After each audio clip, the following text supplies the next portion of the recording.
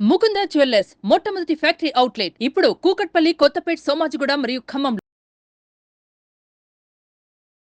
నమస్తే రమగారు. నమస్తే జయ. రమగారు, ఏదైనా భక్తి కథ, భక్తుల కథ. ఒకప్పుడట ఒక ఏనుగు మరణించింది. ఈ ఏనుగు యమలోకానికి వెళ్ళింది, నరకానికి. అక్కడికే కదా వెళ్తారు.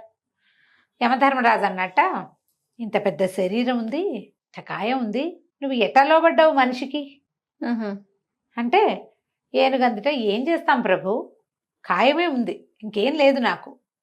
కానీ మనిషి ఉన్నాడే, వాడికి అష్టతెలుగులు ఉన్నాయండి, వాడికి లోబడిపోతాం ఎవరమైనాను అంటే, యమధర్మరాజు అన్నట్ట, ఏమిటి మాకు వస్తారు మనుషులు, వీళ్ళంతా మనుషులు కాదు, మేమెవరికి లోబట్టలేదే, నువ్వు తెలివి తక్కువగా దొరికావన్నట్టు.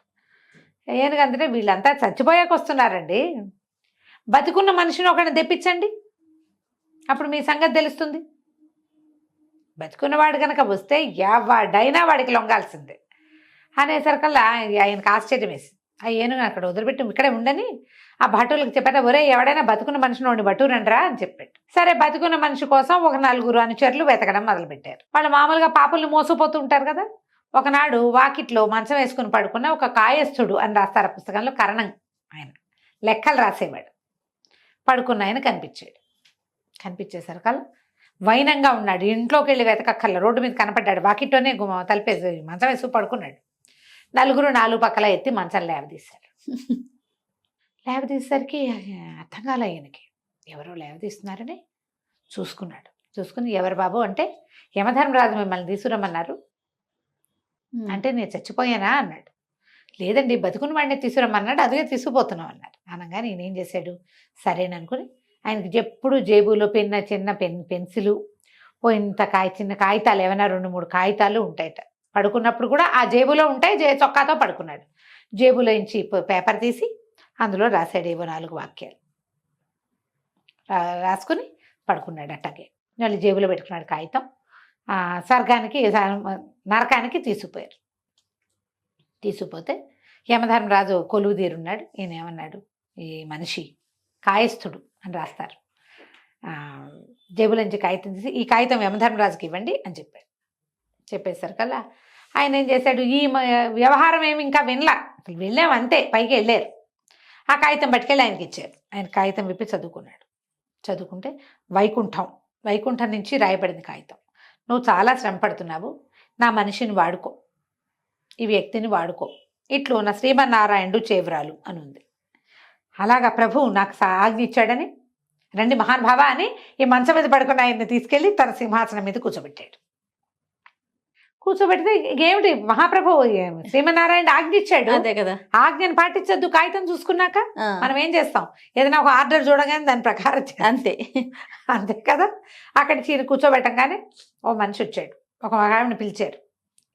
ఒక పాపి, ఈమె గేదెల్ని తోలేదు, గేదెల పాలు తీసి పిల్లలకి పోసేది, పాలు అమ్మేది. అయితే అమ్మేటప్పుడు చాలా నీళ్లు పోసి అమ్మేది. నీళ్లు పోసి అమ్మటం వల్ల చాలామంది పిల్లలకి పొట్టలు ఉబ్బిపోయి జబ్బు చేసింది, కల్తీ పాల వల్ల. ఈమెకి ఏ శిక్ష విధిస్తారు, వైకుంఠానికి పంపించండి అన్నాడు ఈయన. వైకుంఠం అంటున్నారు, వీళ్ళకి అర్థం కాలేదు. కానీ ఆయన చెప్పాడు కదా, ఆయన ఏం చెప్తే చేసేయాల్సింది. వైకుంఠానికి వెళ్ళిపోయింది ఆవిడ. అక్కడి నుంచి వాడెవడో ఇంకొకడు తప్పుడు లెక్కలు రాసి దీనికి ఒక వంతెన కట్టారు. తప్పుడు లెక్కలు రాశాడు వాడు. లెక్కలు రాసి డబ్బు తను వెనక్కి వేసుకుని మట్టితో ఇసుకతో కట్టేశాడు. అది వంతెన కూలిపోయింది. చాలా మంది మరణానికి కారణమయ్యాడు వీడు. వైకుంఠానికి పంపించండి. వైకుంఠం ఓకే, అర్థం కావట్లేదు జనాలకి. కానీ చూస్తున్నాడు యమధర్మరాజు. మిగిలిన వాళ్ళకి వీళ్ళకి నరక భటులకి ఏమి అక్కర్లా, ఆయన ఏం చెప్తే అది చేస్తారు. వైకుంఠం వైకుంఠం వైకుంఠం వైకుంఠం, అందరూ వైకుంఠానికి, ఈయన బికమ వేసి కూర్చున్నాడు యమధర్మరాజు. అందరూ వైకుంఠానికి వెళ్ళిపోతున్నారు, ఏమిటి చేయాలి మనం ఇప్పుడని. ఈ లోపల ఏమైంది, వైకుంఠానికి క్యూ పెరిగింది. నరకలోకంలోకి వచ్చే పాపల క్యూ ఎంతుందో వైకుంఠానికి వెళ్ళే క్యూ అంతుంది. విష్ణుమూర్తి చూసుకున్నాడు, ఏమిటి ఇంతమంది పాపులు వస్తున్నారు, ఇంతమంది ఆత్మలు వైకుంఠానికి వచ్చేస్తున్నాయి అని చెప్పి ఈయన ఏమనుకున్నాడు, ఓహో అంత పుణ్యబలం పెరిగింది ఆ భూలోకంలో, అదేమిటో చూద్దామని ఇక్కడికి వచ్చాడు. విష్ణుమూర్తి నరకంలోకి వచ్చి యమధర్మరాజుని అడిగాడు, ఏమిటి ధర్మరాజా ఇంతమందిని పంపిస్తున్నారు, ఇక్కడ ఏమైనా కొత్త దేవుడు వెలిసాడా, ఏ రకంగా వీళ్ళందరినీ వైకుంఠానికి పంపిస్తున్నారు అని అడిగేసరికల్లా, ప్రభు అది నా పని కాదండి, మీరు పంపించారు కదా లెక్కల వ్రాతగాడిని ఒకడిని, ఆయన పని. నేను పంపానా అన్నాడు. అవునండి అనేసరికల్లా ఈయన అడిగాడు, కాయస్థుణ్ణి విష్ణుమూర్తి. నాయన నిన్నెవరు పంపారని? తమరే ప్రభు అన్నాడు. నేను పంపానా నిన్ను అన్నాడు విష్ణుమూర్తి. మరి నా బాబు పనే అది, మా నాన్న వల్ల అయినా అవుతుందా నన్ను ఇక్కడికి పంపటం? మీరే తలుచుకుంటే అదే కదా ప్రభు అయ్యేది. భగవంతుడు తలిచిందే కదా అవుతుంది. నన్ను నరకలోకానికి పంపించారంటే అది నా వల్ల అయ్యే పని కాదుగా, భగవంతుడే చేశాడు. అయిందా? అక్కడి నుంచి ఈయన ఆశ్చర్యపోయి ఎలా తెలిసిందంటే ఇగో ఇలాగా. సరే అయితే పొరపాటున వచ్చావు, నువ్వు వెళ్ళిపో అన్నాడు. అదేంటి? భగవద్గీతలో ఏం చెప్పబడింది? నా ధామానికి ఎవడైతే వస్తాడో అక్కడి నుంచి నివృత్తి లేదు, వాడు వెనక్కి వెళ్ళాడని చెప్పావు. భగవద్గీతలో నుంచి ఆ వాక్యం తీసేయండి మీరు. తమరు చెప్పిందే కదా, నన్ను పొందిన వాడు ఇక వాడి వెనక్కి తిరగడు.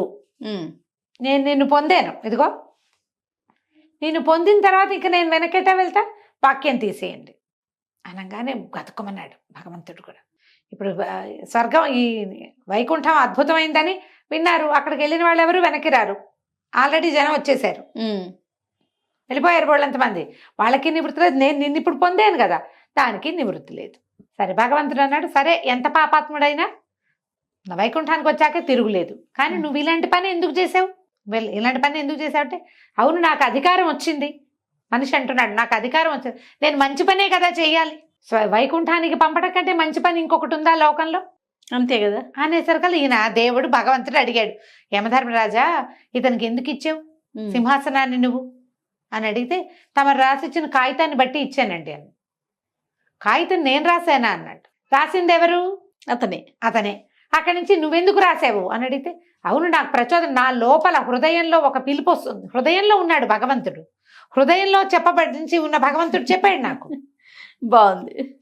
ఇప్పుడు ప్రాణుల హృదయంలో ఉంటానని వాక్యం చెప్పావు కదా నువ్వు భగవద్గీతలో, ఆ వాక్యం కూడా తీసి నా హృదయంలో ఉన్న నువ్వు ప్రచోదనం కలిగించావు నాకు, వాక్యం రాయి అని. నేను వాక్యం రాసా, ఆయన ఒప్పుకున్నాడు, నన్ను ఎక్కించాడు, నేను పంపిస్తున్నాను. అధికారం ఉన్నవాడు చేయవలసిన పని ఏంటి? మంచి పని చేయాలి, అదే చేశా. ఇప్పుడు ఆ వాక్యం ప్రాణుల మనసుల్లో నేను ఉంటాను అనే వాక్యం ఎట తీసేస్తాడు? అసలు సాధ్యం కాదు కదా. సాధ్యం కాదు. అక్కడి నుంచి ఈ కాగితం నువ్వు తెలుసుకోలేదా, నువ్వెవరివి అంటే మనిషిని నన్ను తీసుకొచ్చారు. ఈయన నిర్ఘాంతపోయాడు. ఒరే వీడు ఎక్కడి నుంచి వచ్చాడురా అంటే, పడుకున్న మనిషిని తీసుకురమ్మన్నారు కదా మీరు, మనిషిని తీసుకురమ్మన్నారు కాబట్టి ఇక మనిషి వచ్చేసాడు పైకి. అప్పుడు ఇంకా భగవంతుడు ఏమన్నాడు, సరే నీకు అవకాశం వచ్చింది, నువ్వు నన్ను చూసావు, నీకు అవకాశం లభించింది, నువ్వు నాతో రా అన్నాడు. నాతో రా అంటే ఇతను అన్నాడు, నేను అట్లా రాను, ఏనుగు వల్ల నేను ఇక్కడికి వచ్చాను. బాగుందిగా పాయింట్, సూపర్. ఏనుగు ఇట్లా చెప్పింది కాబట్టి ఇప్పుడు పాయింట్లో ఏమేమి కలిసినాయి? యమధర్మరాజుకి ఏనుగు చెప్పింది, నువ్వు బతికున్న మనిషిని తెస్తే నీ సంగతి తేలుతుంది అని. అవును, వీళ్ళు బతికున్న మనిషిని తెచ్చారు. ఈ వచ్చిన వాడు బతికున్న మనిషి అని వాళ్ళు చెప్పలా, కాగితం ఇచ్చేశారు ముందు. కాగితం చూసుకుని ఫాలో అయిపోయి ఎక్కిచ్చేసుకున్నారు. ఇప్పుడు తెలిసింది. ఇప్పుడు భగవంతుని చేరిన వాడు భూలోకానికి వెళ్ళడు, భగవంతుని చేరిపోయాడు ఆల్రెడీ. సరే నువ్వు నాతో వైకుంఠానికి రమ్మంటే నన్ను ఏనుగుని తీసుకొస్తేనే నేను వస్తానన్నాడు. అందరూ ఏనుగుని అడిగారు. ఏనుగు నువ్వు కూడా వస్తావా వైకుంఠానికి అంటే, నా సోదరులంతా ఇక్కడే ఉంటే నేను ఎటా వస్తాను అంది. అప్పుడు భగవంతుడు అన్నాడు, సరే అందరూ పదండి వైకుంఠానికి, మనం వెళ్ళిపోయాక యమధర్మరాజు ఆయన బాధ ఆయన పడతాడు. బాగుంది. గుంపంతా పోయారు. వీళ్ళందరూ కలిసి భగవంతుడితో కలిసి వైకుంఠానికి వెళ్ళిపోయారు. అధికారం ఇది కల్పిత గాథమ్మ. అంతే. అధికారం వస్తే చేయవలసిందేంటి? మంచి, మేలు. ఏది అద్భుతమని నీ జీవితానికి అద్భుతమైన విషయంగా నువ్వు భావిస్తావో అందరికీ అది అందరికీ ఇవ్వాలి. చేయకూడదు ఏంటంటే అధికార దుర్వినియోగం చేయకూడదు. మనం ఇప్పుడు ఏం చేస్తున్నాం? లోకులందరూ ఏం చేస్తున్నారు? ఈయన వాక్యాలు చెప్పాడు చూడు, హృదయంలో భగవంతుడు ఉంటాడు, అతన్ని విను, అతను నిన్ను అబద్ధం చెప్పమనడు, అతను నిన్ను చంపమనడు, చెడు చేయమనడు, మోసం చేయనడు, కొండలు చెప్పమనడు. ఏం చేయమంటాడు? మంచి చెయ్యి అని చెప్తాడు. లోపల ఉన్నవాడు చెప్పేది ఏంటి? అంతే, మంచి. మంచి సరైన పని. ఏది సరైంది? నీకు ఏది సరైందో, నీకేది సంతోషాన్ని కలిగిస్తుందో అదే నువ్వు ఇతరులకు ఇవ్వాలి. ఇతరులకు ఇస్తే నీకు సంతోషం కలిగేది కాదు. అది నీకు జరిగితే నువ్వు సంతోషంగా ఫీల్ అవుతావు అనుకో, అది వాళ్ళకి జరపాలి కదా. అధికారం లభిస్తే చేయవలసిన పని ఏంటంటే మంచి ఈయనకి యమధర్మరాజుగా అయ్యే అవకాశం వచ్చింది. పాపల్ని వేయించండి గీయించండి అనకుండా మళ్ళీ పుట్టుకలేని చోటికి పంపించేశాడు. అది చక్కగా. ఉన్న వాళ్ళందరినీ పంపించేశాడు. కల్పిత గాథ యాక్చువల్గా ఇది. కానీ ఎంత అద్భుతంగా ఉందో రమ్మగారు. ఎంత బాగా రాశాడు చూడు. చాలా చాలా బాగుంది. ఎక్కడ ఏమీ చేయకూడదు, నువ్వు ప్రయత్నం చేయి సాధ్యమైనంత. ఎప్పుడో ఒక్కొక్కసారి మనం అధికారాలతోటి ఇబ్బంది పడతాం. కత్తి మీద సాము అధికారం అంటే. ఆ కాస్త ఇబ్బంది పడ్డప్పుడు పడు, కానీ అవకాశం ఉన్నప్పుడు సహాయం చెయ్యి. మంచే చెయ్యి అని. కంచికి మనం ఇంటికి. నమస్తే అండి. నమస్తే.